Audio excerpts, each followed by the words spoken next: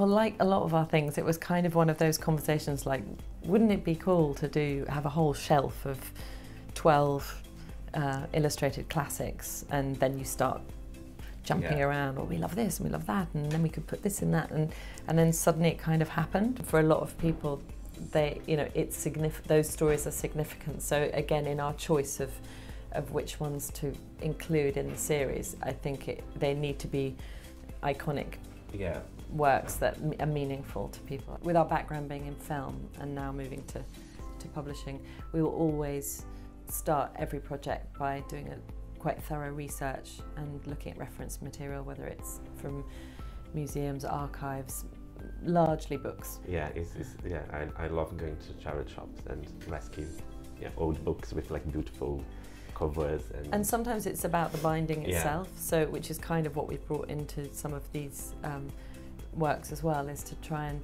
feel like the book is actually from the world rather than just the illustrations within it. Eduardo does a very sort of thorough book map at the beginning to identify what's best in illustrations and spot art and the interactive pieces. That is a very nice part of the process, because you have to read the book with a different attention to kind of highlight where the moments that needs to be illustrated. So I think each book there's more than 100 illustrations, from like full plates to spot illustrations. We started out with sort of trying to find out more or less the personality of each story or each book, but still keeping it as part of a series.